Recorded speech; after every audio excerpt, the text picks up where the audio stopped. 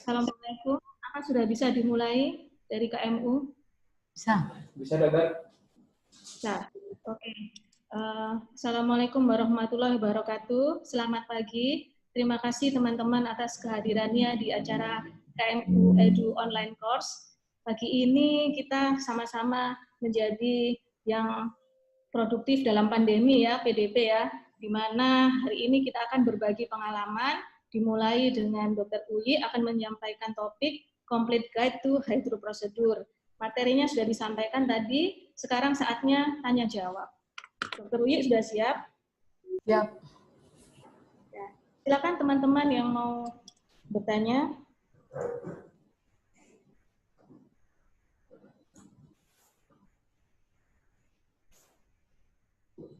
Dari KMU, apakah teman-teman sudah dikasih link untuk bertanya melalui mana? WhatsApp? Bagi yang sudah bergabung bisa langsung bertanya melalui WhatsApp.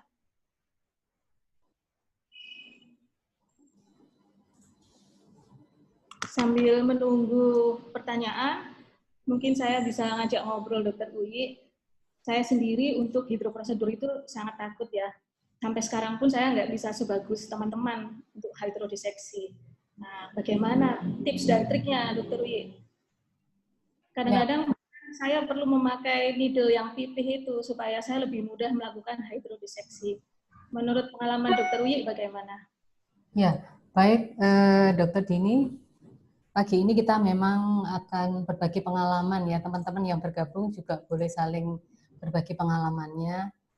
Jadi tiap orang pasti punya kesulitan di tiap-tiap step dari tindakan operasi ya. Dr. Dini tadi mengatakan sering kesulitan melakukan hidroprosedur, lalu apakah dengan menggunakan kanul yang pipih lebih mudah? Ya memang menurut teori dengan menggunakan kanul yang pipih lebih memudahkan untuk mencapai hidrodiseksi maupun hidroliniasi dengan maksimal gitu ya. Pengalaman saya sih yang seperti yang di video yang sudah di-share itu gitu ya, saya 2 kali mengalami CPS gitu ya, capsular block syndrome. Itu yang paling menakutkan, sehingga belakangan kita lebih hati-hati lagi supaya tidak terjadi CPS itu. Sebenarnya intinya dari hidroprosedur ini adalah memudahkan kita untuk memutar nukleus gitu ya, tujuan utamanya itu. Sehingga step berikutnya lebih mudah kita lakukan, karena kalau hidroprosedur ini gagal, terutama hidrodiseksi, maka kemungkinan step-step berikutnya akan mengalami kesulitan. Kalau tipsnya sih sudah disebutkan di video yang sudah di-share gitu ya. Jadi pastikan visualisasinya harus bagus. Jadi kadang-kadang kita tidak bisa melihat dengan jelas keberadaan kapsul anterior gitu ya. Jadi saya dulu juga mengalami kurang ahli dalam memfokuskan pada saat operasi gitu ya. Dengan berjalannya waktu alhamdulillah ternyata operasi itu duranta operasi bisa beberapa kali mengubah fokus ya, karena tergantung dari tingkat kepatuhannya pasien gitu ya.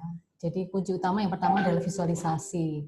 Begitu kita bisa melihat dengan jelas kapsul anteriornya, maka dengan mudah kita meletakkan kanul hidroprosedur di bawah kapsul anterior. Kita semprotkan aja dengan gentle, perlahan-lahan. Jangan lupa sebelumnya keluarkan dulu viskoelastik, karena viskoelastik yang terlalu penuh di dalam COA bisa menyebabkan komplikasi CPS tadi. Setelah kita masukkan, pastikan, nah kalau visualisasi kita bagus, maka air yang mengalir, yang kita semprotkan di bawah kapsul anterior itu akan tampak di bawah sepanjang kapsul posterior. Berarti sudah benar hidrodiseksi kita. Kadang-kadang cuma cukup sekali ya kita melakukan hidrodiseksi. Kalau masih ragu-ragu bisa dilakukan lebih dari 1 titik. Setelah itu baru kita lakukan hidroliniasi. Hidroliniasi ini agak unik, tetapi sebenarnya tidak kesulitan ya. Artinya begini, setelah kita melakukan hidrodiseksi dan pasti bahwa air sudah mengalir, kemudian kita bisa mengirakan kira-kira letak nukleus sebelah mana, lalu jarum kanula itu kita tancapkan kira-kira di nukleusnya tersebut. Jadi agak menungging kalau saya ya. kita semprotkan dengan gentle. Kadang-kadang cukup 1 kali sudah terbentuk hidroliasi tersebut. Dan setelah itu baru kita lakukan rotasi dari nukleus. Begitu, Dokter Dini. Dok, terus pengalaman dokter biasanya menggunakan sweet ukuran berapa? Kalau saya biasanya 3 cc. Tapi saya juga pernah lihat ada dokter mata yang menggunakan yang lebih besar. Nah, menurut Dokter Uyi seperti apa dan biasanya menggunakan ukuran berapa?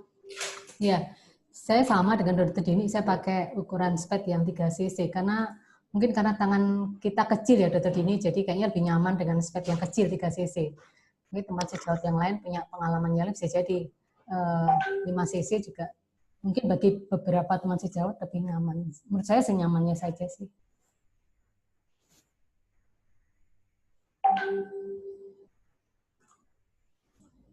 Bagi teman-teman yang mengikuti bisa langsung mengajukan pertanyaan melalui grup WhatsApp. Silahkan.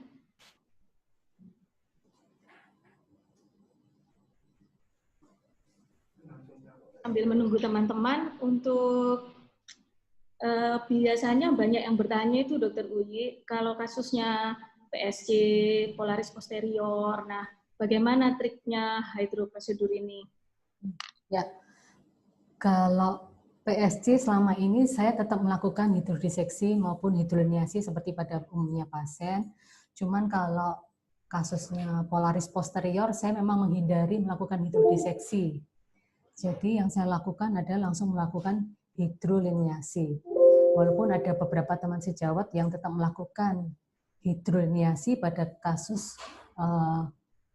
polaris gitu ya. Beliau mengatakan asalkan kita melakukan dengan hati-hati tidak menjadi kendala. Tapi saya termasuk tipe yang khawatir sehingga saya menghindari melakukan hidroliniasi pada kasus-kasus dengan polaris posterior. Terima kasih Dokter Uyi. Ini sudah ada yang masuk pertanyaan dari Dokter Darmawan. Bagaimana caranya untuk pastikan sudah terpisah atau terputar atau belum, Dok? Silakan Dokter Uyi. Iya. Terima kasih Dokter Dadang. Nanti Dokter Dadang juga boleh menambahkan pengalamannya ya. Dipastikan apakah sudah terpisah atau berputar atau belum, caranya ya tinggal memutar saja nukleus itu, bisa menggunakan spatula atau bisa menggunakan chopper atau apapun sehingga kita yakin bahwa nukleusnya sudah berputar gitu ya. Atau juga menggunakan kanula dari hidrodiseksi tadi juga bisa digunakan untuk memastikan apakah nukleus itu bisa berputar. Begitu. Bisa menambahkan Dokter Uyi. Ya, halo, masih dengar suara saya? Bisa. Itu kan kadang-kadang ada yang delay fluid wave itu kan. Nah, Ya. terus kan mungkin maksudnya Dokter Darmawan tuh seandainya nggak nampak itu atau kelewatan kita nggak lihat, kadang-kadang kita juga kadung panik kasusnya gimana, nggak ngelihat wave-nya itu. Mungkin dengan cara berputar ya. Tapi pengalaman saya, kalau saya punya pasien dengan PSC, saya nggak terlalu berani berputar. Biasanya kalau sudah agak sulit muter, mungkin dibanyakin lagi dikit hidrodiseksinya di beberapa tempat. Terus saya mulai VECO, tapi saat VECO itu savingnya itu saya pastikan lebih banyak yang terambil di sedikit di bawah kapsul anterior. Biasanya itu akan memberi rongga sehingga nukleus itu bisa berputar. Mungkin itu yang bisa saya tambahkan. Nggak tahu teman-teman ada yang punya pengalaman lain bisa di-share di forum ini. Atau saya pernah melihat di YouTube Dokter Dini, tapi saya belum pernah mencoba begitu ya. Jadi prosedur ini, prosedur ini dilakukan dengan menggunakan IA-tip gitu ya. Jadi IA-tip dengan vakum tinggi diletakkan di bawah kapsul anterior. Tujuannya agar korteknya itu bisa tervakum, termakan. Sehingga otomatis nukleusnya bisa diputar. Tapi terus terang saya belum pernah mencoba. Barangkali dokter atau teman sejawat yang lain bisa menambahkan. Dokter Imam barangkali. Halo, Assalamualaikum warahmatullahi wabarakatuh. Waalaikumsalam. Iya, Dokter Uyi dan teman-teman semua, memang hidrodeseksi atau hidroprosedur ini kesannya adalah hal yang mudah ya, tetapi tidak semudah apa yang terlihat ya. Wah, ini tindakan yang paling penting sebelum kita melakukan ekoemifikasi, selain tindakan-tindakan yang lain. Kelihatannya gampang, tinggal disemprot dan segala macam, tetapi ternyata tidak semudah itu. Kita harus benar-benar bisa memastikan bahwa nukleus dengan kapsulnya terpisah dengan baik. Nah, tadi Dr. Yus memang benar-benar sudah menyampaikan yang sesuai dengan teori dan pengamalan beliau itu benar-benar baik dan bisa kita ikuti ya. Tadi beliau sampaikan juga hidroprosedur dilakukan di beberapa titik, kemudian juga setelah itu diyakinkan harus bisa terputar. Nah, yang jadi masalah kadang-kadang sudah dihidro tapi belum bisa terputar. Nah, pengalaman Dr. Wi bagaimana nih? Apakah kita harus melakukan hidrodeseksi ulang atau hidrodelineasi ulang? Kalau misalnya kejadiannya setelah dilakukan itu kita coba putar, tidak bisa terputar. Yang kedua, mungkin bisa saya tanyakan pengalaman Dr. Wi, pada saat memutarnya itu, kan sebelum kita lakukan hidrodeseksi, kita kurangi dulu ya isinya atau viskonya di dalam COA. Pengalaman Dr. Uyi itu setelah kita lakukan hidrodeseksi mau mutar itu apa perlu dikasih visko dulu supaya COA-nya terbentuk dulu atau langsung diputar aja setelah dilakukan hidrodeseksi atau hidrodilase? Ini bagi-bagi pengalaman, Dr. Ya, langsung saya jawab ya, Dr. Imam. Jadi kalau pengalaman saya, hidroprosedur ini bahkan pernah saya lakukan ketika saya sudah melakukan grooving. Terus terang setelah hidroprosedur kadang-kadang lupa nggak dipastikan apakah nukleus bisa berputar atau tidak. Jadi setelah melakukan grooving, kemudian kita melakukan chop, ternyata kesulitan untuk rotasi. Jadi durante Veco pun saya ulangi lagi melakukan hidrodiseksi, begitu ya. Kemudian pertanyaan berikutnya, apakah perlu ditambah visko ketika akan melakukan rotasi? Saya tidak melakukannya, jadi saya tidak menambahkan visko saat akan memutar, gitu ya. Jadi setelah dilakukan hidroprosedur, kemudian saya putar, baru sebelum melakukan step berikutnya, baru saya kasih visko. Itu sih pengalaman saya. Jadi intinya hidroprosedur kadang-kadang durante Veco itu saya ulangin karena memang di tengah-tengah ternyata sulit berputar. Kalau Dr. Imam silakan pengalamannya. Wah, pengalaman saya nggak begitu banyak. Kadang-kala saya lakukan itu ya sebagai tahapan yang ikutin tahapan aja ya. Maksudnya ABCD aja. Kalau misalnya nggak bisa ya udah langsung di crack aja nanti. Atau langsung dilakukan Veco aja. Nggak apa-apa. Karena pada saat kita lakukan grooving, kemudian cracking, bisa kita angkat sedikit nukleusnya, sedikit saja sehingga terjadi putaran di bawah nukleus ke arah memisahkan kapsul dengan nukleusnya. Nah, itu pengalaman saya sih. Tapi biasanya kalau memang tetap nggak bisa diputar atau tetap nggak bisa terbebaskan antara nukleus sama kapsulnya, biasanya sebelum kita lakukan rotasi itu harus dipastikan dulu bahwa COA-nya terbentuk. Karena kalau kita lihat COA-nya dangkal, hati-hati kalau dilakukan putaran itu bisa juga merobek zonulanya. ya. Karena kita bayangkan aja kalau CO-nya dangkal itu kan kapsul itu naik ke atas. Pada saat kita putar itu ada bisa terjadi robekan di zonulanya. Nanti pada saat operasinya nggak apa-apa. Kok tiba-tiba ada herniasi dari nukleusnya, ya? Bukan PCR, bukan apa, tapi ada herniasi dari vitreous ke antero chamber. Loh, kok tiba-tiba ada vitreousnya? Padahal operasinya nggak ada masalah gitu.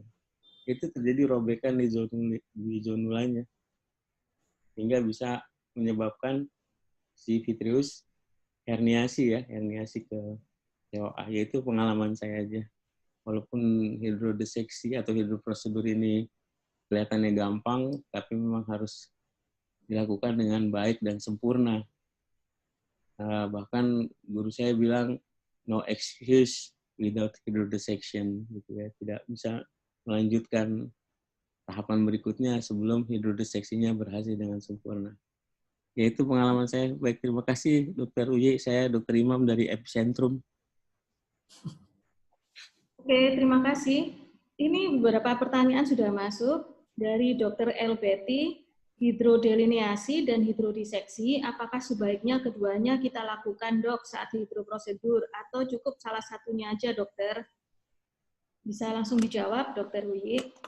Ya, kadang-kadang untuk beberapa kasus, misalnya kasus katarak matur atau katarak dengan milky ya, katarak yang sudah mencair korteknya, kadang-kadang kita cukup melakukan hidrodiseksi saja. Jadi intinya hidroprosedur itu asal nukleusnya sudah bisa diputar, sudah cukup. Jadi tidak perlu dilakukan hidrodelineasi. Oke. Pertanyaan berikutnya dari Dr. Windy. Dokter, misalnya kita hidrodelineasi tapi tidak keluar golden ring-nya, apakah bijak kita coba tambahkan tindakan hidro lagi? Karena saya punya pengalaman buruk nukleus drop dengan iris snaps. Ataukah langsung kita coba putar saja? Terima kasih sebelumnya. Lanjut, ini ada reply dari dokter di sini tampilannya cantik. Ini saya pernah juga nukleus drop pasca hidrodiseksi, katarak matur juga pernah, bagaimana menghindarinya? Ya, seperti video yang sudah saya tampilkan sebelumnya, terus terang saya mengalami 2 kali terjadinya capsular block syndrome dan akhirnya nukleusnya drop. Nah, setelah saya pelajarin ulang gitu ya, videonya saya putar ulang, kemudian saya mencoba mengingat-ingat kenapa tadi sampai terjadi seperti itu. Saya ingat betul ketika saya melakukan hidrodiseksi dan hidrodelineasi itu memang ada terasa lebih berat daripada kasus biasa yang tidak terjadi komplikasi. Saya curiga bahwa visko yang seharusnya kita keluarkan dengan cukup itu ternyata masih belum keluar banyak, artinya masih banyak di COA gitu ya. Dan itu menurut saya bisa terjadi pada siapapun begitu ya. Sehingga kita harus waspada, dan yang paling penting adalah jangan panik kalaupun terjadi komplikasi, pilih yang terbaik untuk pasien gitu ya. Jadi pengalaman saya begitu terjadi drop, apalagi masih utuh, kemudian tipe vitreousnya ini cair sehingga nggak bisa terkejar lagi, ya sudah langsung saya tutup, kita rujuk ke ahlinya, ke vitreoretina surgeon. Begitu pengalaman saya. Terima kasih. Ini ada pertanyaan lagi, Dr. Frisma Sagara izin bertanya, jika sisi kita tidak kontinus, apakah hidrodiseksi dan hidrodelineasi tetap dilakukan? Yang kedua, berapa cc kita suntikan cairan saat kita hidroprosedur? Silakan Dr. Uyi. Iya, kalau sisinya tidak kontinus, terus terang waktu awal-awal belajar Viko, saya takut sekali, sehingga biasanya kalau tidak kontinus, saya cenderung untuk mengkonvert tindakan, pindah ke teknik yang lain gitu ya. Tetapi dengan banyaknya operasi yang sudah kita lakukan, mungkin kita bisa dengan hati-hati gitu ya melakukan tindakan tersebut. Jangan lupa juga Duranto op, kita menurunkan semua parameter settingan kita. Nanti mungkin akan dijelaskan waktu sesi tindakan Veko itu ketika sisi nggak kontinu, saya takut sehingga biasanya saya convert ke teknik yang lain. Lalu berapa cc? Nah ini pertanyaannya.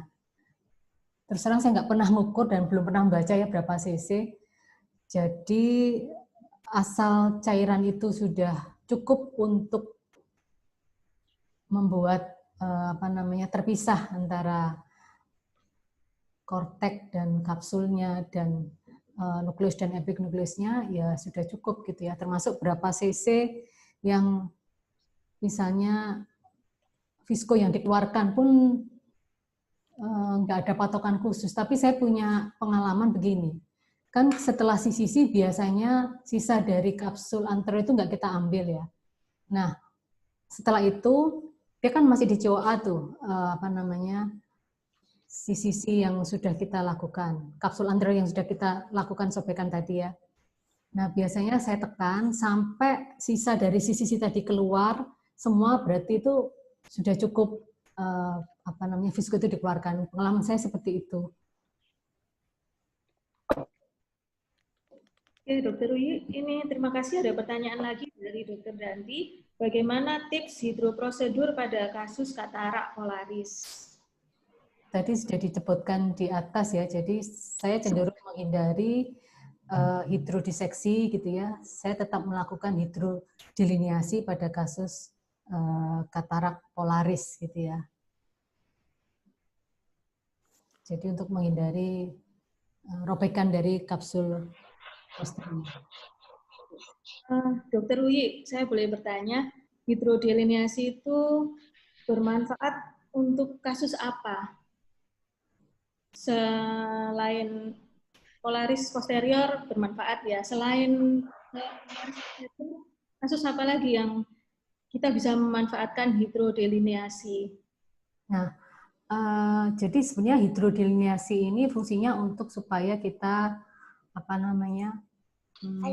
efektif dalam melakukan VECO power US power yang kita lakukan, karena nukleus kita sudah semakin kecil, semakin ngirit. Jadi untuk semua jenis katarak sebenarnya hidrodiliniasi ini sangat membantu sekali kata ini. Mungkin soft nukleus gitu ya. Tapi kalau yang hard katarak kan sulit terbentuk itu. Jadi nggak mutlak ya. Ya. Untuk soft katarak mungkin sangat membantu ya, Dokter Uyi ya. Iya, betul. Kalau saya sendiri mungkin bisa sharing pengalaman di sini. Kalau polaris posterior, usahakan hidrodiliniasi supaya kita segera bisa menghabiskan bagian tengahnya yang berat yang bikin masalah itu. Kemudian jangan dipaksa mengambil korteksnya. Pelan-pelan putar dulu 360 derajat, nanti akan lepas sendiri. Kemudian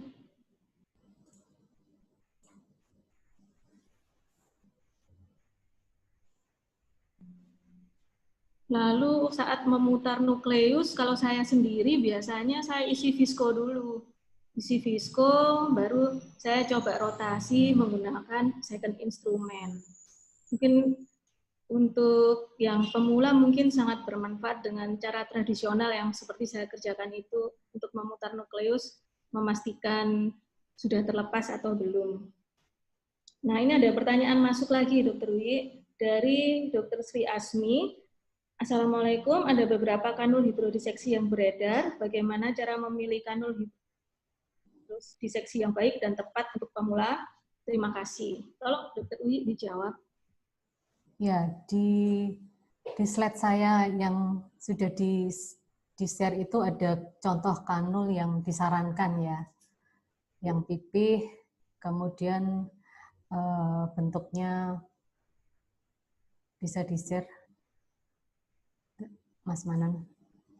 Bentuknya bengkong, jadi memudahkan kita untuk melakukan aplikasi hidroprosedur. Tetapi jangan berkecil hati, bagi yang belum punya, saya biasanya menggunakan kanul dari yang sudah ada di tempat kita bekerja masing-masing. Misalnya dari ujung atau dari kanul dari apa namanya viskoelastik yang kita punya, itu biasanya kan ada disertakan kanulnya. Pakai itu juga bisa, Dr. Dini. Oke, terima kasih. Teman-teman, bagi yang belum bertanya, silakan bertanya di forum ini. Boleh langsung audio, boleh lewat WhatsApp. Kami tunggu. Itu Sambil ini kanul. dokter menampilkan tipe kanulnya ya. Nah, saya biasanya pakai yang pipih ini karena saya tuh paling nggak bisa hidrodiseksi. Selain pakai yang gini, saya lihat di videonya tadi pakai yang bulat ya dok ya, dan agak besar. Nggak apa ya, lumennya besar gitu ya dok ya. Ya, jadi saya pakai seadanya yang ada di tempat saya bekerja.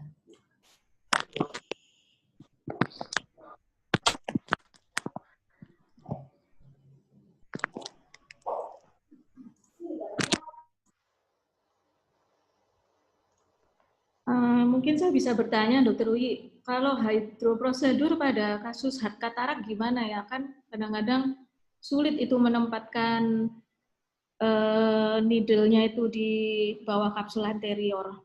Apa ada saran khusus kalau hard katarak? Kalau saya sih yang perlu diwaspadai pada kasus katarak adalah risiko terjadi CPS gitu ya. Karena nukleusnya sendiri sudah apa namanya? Sudah memenuhi di back-nya begitu ya. Jadi yang dipastikan bahwa viskoelastik itu harus benar-benar kita keluarkan secukupnya gitu ya, sehingga ketika kita memasukkan kanul itu tidak akan terjadi risiko CPS. Kalau memasukkannya sih sejauh ini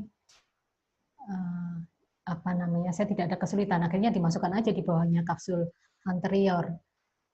Sekali lagi visualisasi sangat penting untuk tindakan VECO gitu ya. Jadi sejak awal sampai akhir nanti visualisasi harus bagus sekali. Begitu, Dokter Dini. Oke.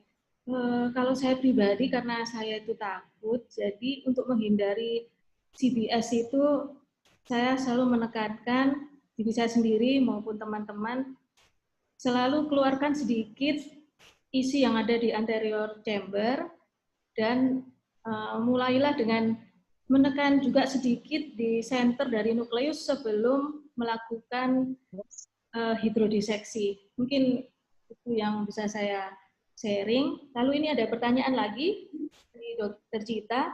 Saya beberapa kali gagal melakukan hidrodiseksi. Mohon tipsnya.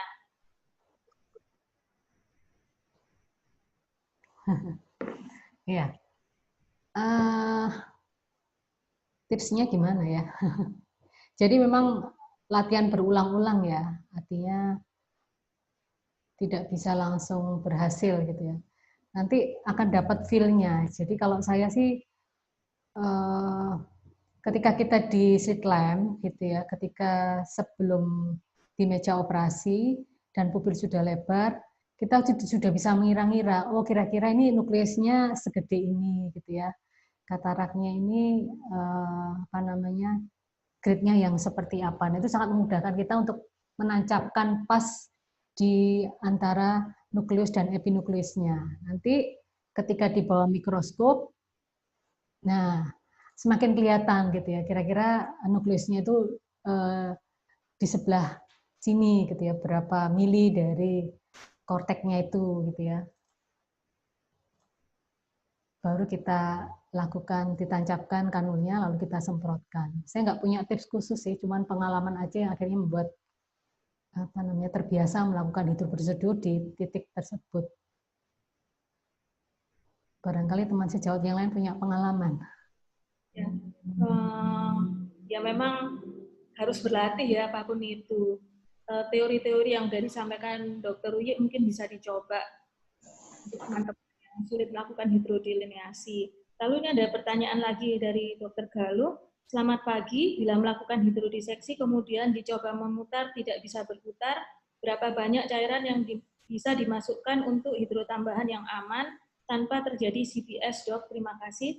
Mungkin Dokter Uyi bisa mengulang kembali, merangkum bagaimana supaya bisa berputar, lalu mencegah CPS. Sebelum pertanyaan yang lain, Dokter Uyi. Ya, jadi kita melakukan hidroprosedur, kalau ditanya berapa sisinya, terus terang saya tidak mengukur gitu ya berapa sisi yang tepat. Pertama adalah pastikan bahwa viskoelastik itu sudah cukup kita kurangin di COA. Beberapa teman sejawat bahkan setiap kali hidrodiseksi ditekan nukleusnya supaya visko itu keluar lagi. Kemudian kalau gagal di 1 titik, 2 titik bisa dilakukan lebih dari 2 titik gitu ya. Setelah itu, setelah hidrodiseksi sudah yakin bahwa sudah terpisah antara kortek dan kapsul anteriornya, baru kita lakukan hidroliniasi. Hidroliniasi ada beberapa tadi yang gagal, ya memang harus betul latihan gitu ya. Hidroliniasi kalau kita melakukannya tepat antara nukleus dan epinukleus pasti akan terbentuk golden ring untuk kasus-kasus katarak imatur gitu ya. Setelah itu, setelah kita melakukan 2 prosedur tersebut, lalu kita putar, kita pastikan bahwa nukleus itu bisa diputar gitu ya. Nah, bagaimana cara mengatasinya supaya tidak terjadi CPS? Sekali lagi, pastikan bahwa visko itu sudah keluar dengan cukup dari COA. Ya, ini sekali lagi juga butuh latihan ya. Boleh saya sharing sedikit, Dokter Uyi, Dokter Dini? Silakan, Dokter Imam. Ini saya ada video bagaimana saya melakukan hidrodiseksi. Bisa dilihat.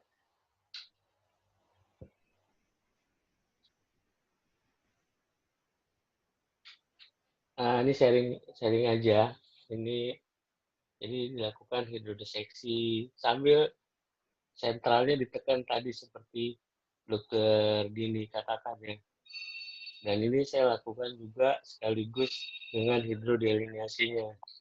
Kemudian juga untuk rotasi nukleus itu biasanya saya masukkan juga visko dulu ke COA.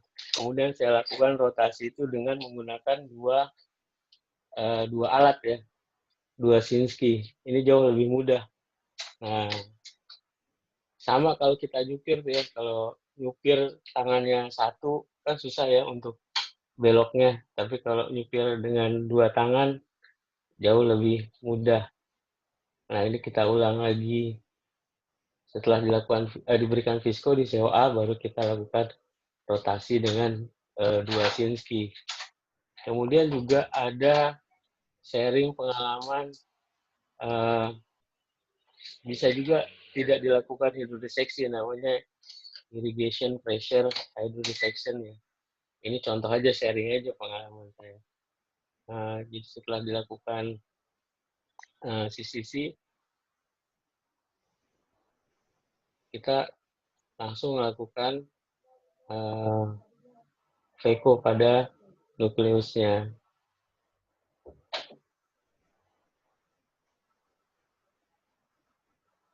Bisa juga, ini tanpa hidrodiseksi ya, atau hidrodiseksinya dilakukan belakangan setelah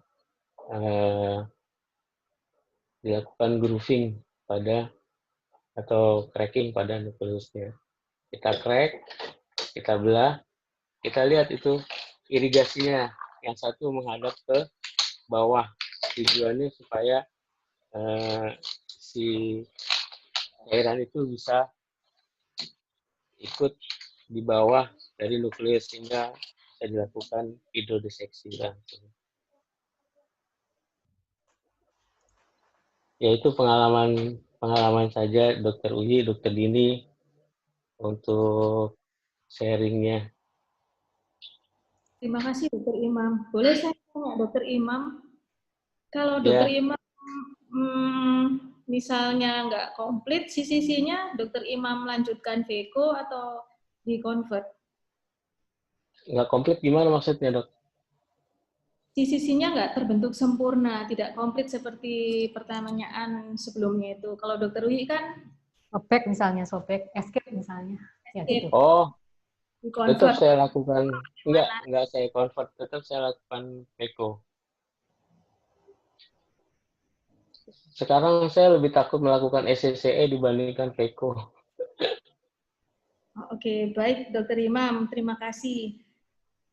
Ini saya lanjutkan pertanyaan berikutnya ya, dari Dokter DP Cantik. Mohon maaf kalau boleh tanya merek jarum hidrodiseksi atau delineasi yang baik dan enak atau pas ukurannya. Dokter Uyi punya referensi? Saya nggak punya referensi, tapi kalau ada pameran boleh dicoba deh. Di beberapa apa namanya vendor itu jualan kok kanul-kanul ya. Tapi saya nggak hafal mereknya. Mungkin saya bisa bantu, tapi ini I have no financial interest ya. Itu mereknya Sterimedics 25G dengan angle itu bisa di vendor Oftalindo. Oke. Silakan dihubungi sendiri. Itu yang bisa saya bantu. Teman-teman mungkin masih ada yang mau ditanyakan, silakan bisa langsung melalui Zoom atau WhatsApp.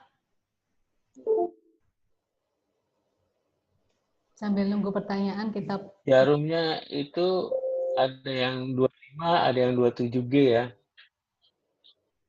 Cuma informasi aja. Ada yang 25G, ada yang 27G. Ya. Baik, terima kasih Dokter Imam masukannya. Dokter Wi mungkin mau menyampaikan lagi tadi. Ya, ini mau diputar lagi video ya. Barangkali tadi ada yang belum sempat melihat bagaimana melakukan hidroprosedur. Sambil menunggu pertanyaan berikutnya, Dokter Dini, ya, kita putar video pengalaman saya.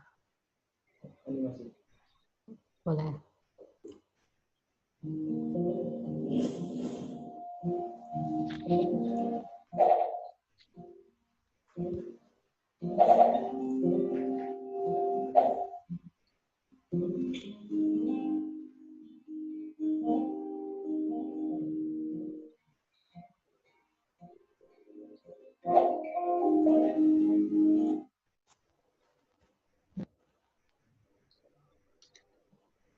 Oh, nah.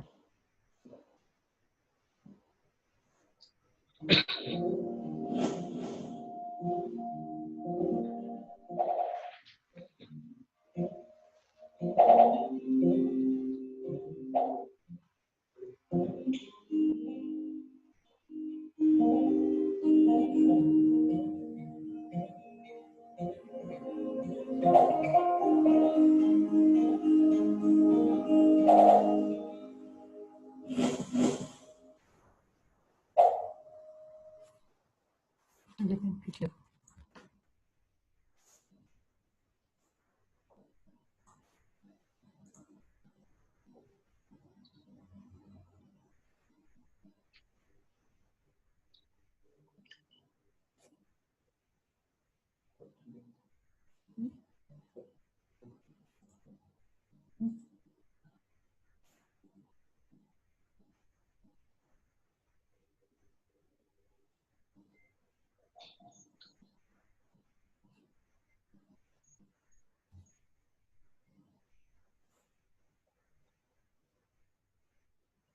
Itu kanul yang saya gunakan, menggunakan kanul yang ada di klinik gitu ya. Kalau nggak salah itu bekasnya Visco elastik. Ini slow motionnya ya.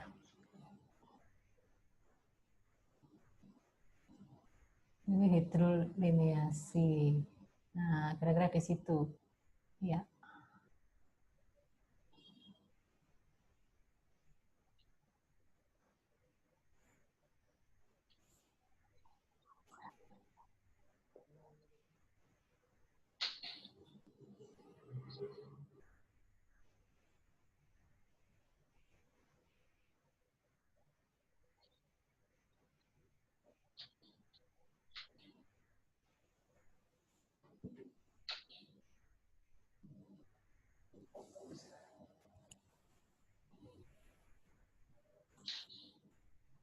Yang berikutnya yang terjadi CBS coba.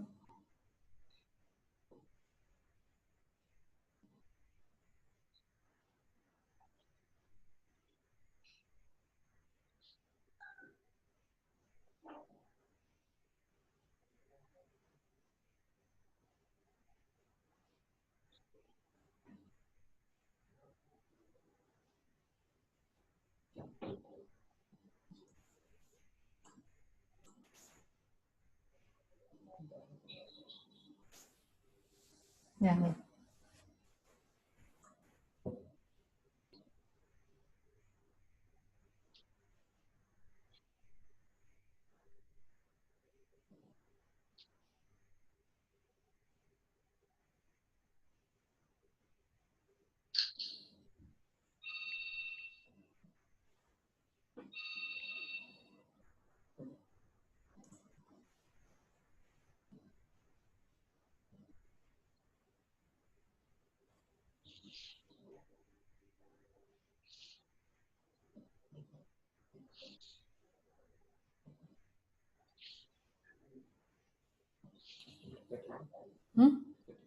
Ya, Dokter ini. Dokter Uyi, ini ada pertanyaan lagi dari Dokter Erni. Maaf bertanya, seberapa jauh ujung anul itu masuk di bawah kapsul alveolar? Cukup 1-2 saja atau sampai sejauh mungkin ke arah ekuator? Ya, Ya, Dokter Uyi. ujungnya cukup nggak usah jauh-jauh, yang penting alirannya aja yang bisa sampai mencapai ke ekuator dan sampai ke bawah ya. Menurut saya asalkan terlihat di bawahnya kapsul alveolar sudah cukup pada gambar tersebut. Ya. Baik, terima kasih. Pertanyaan berikutnya dari Dokter Lin. Dokter, secara garis besar, adakah kelebihan atau kekurangan jika hidroprosedur dengan jarum pipi atau jarum bulat?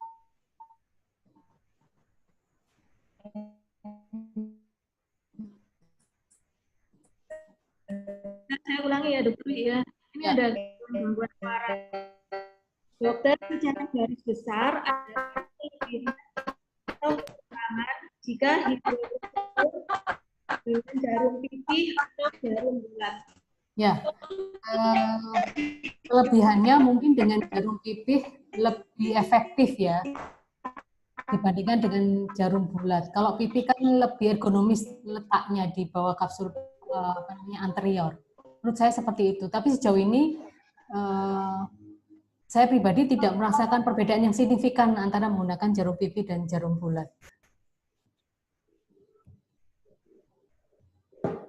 Boleh saya tambahkan sedikit, Dok, antara beda jarum pipih sama jarum bulat. Ya, keuntungannya pada jarum pipih itu sama kalau kita selang ya. Kalau selang air kita pakai jarum bulat itu airnya biasanya mengalir sesuai dengan kekuatan yang dari kerannya. Tapi coba kalau selang itu kita pipihkan, ya tentunya tekanan airnya makin kencang. Jadi itu kelebihannya jarum pipih. Pada saat kita injek pakai jarum pipih, tekanannya sedikit aja, pressure-nya sudah tinggi di kapsul, sehingga tidak perlu harus menekan yang tekanan tinggi jika kita menggunakan jarum yang pipih. Jadi kalau kita bayangkan aja kalau kita mau nyiram tanaman itu ya, jadi kalau selangnya kita biarkan ya tekanannya segitu, tapi begitu selangnya kita pipihkan, kita tekan sehingga lebih pipih, maka tekanannya akan lebih tinggi. Jadi lebih efektif tekanannya. Iya betul dong, lebih efektif yang putih. Yap. Itu persamaannya kalau selang aja, selang air itu kalau kita pipihkan kan tekanannya lebih tinggi, sehingga tekanan yang sedikit aja sudah bisa memisahkan kapsul sama nukleusnya. Itu yang benar Dokter Uyi katakan bahwa itu lebih efektif yang pipih. Ya. Terima kasih, Dokter Imam. Baik, terima kasih Dokter Imam. Itu makanya saya lebih senang pakai itu, rasanya lebih mudah ya dok, yang putih ya. Terima kasih. Kalau bisa kita simpulkan pertemuan hari ini, kesimpulannya hidroprosesur itu menentukan keberhasilan operasi selanjutnya. Lalu prinsipnya untuk mencegah CDS, sedikit menekan bibir luka dan senter dari nukleus setiap akan memulai hidrodiseksi. Bisa disimpulkan gitu ya, Dokter Wi ya? Ya, betul. Ya. Kalau gitu kita bisa tutup acara hari ini. Terima kasih atas partisipasinya, teman-teman. Mohon maaf jika ada yang kurang berkenan.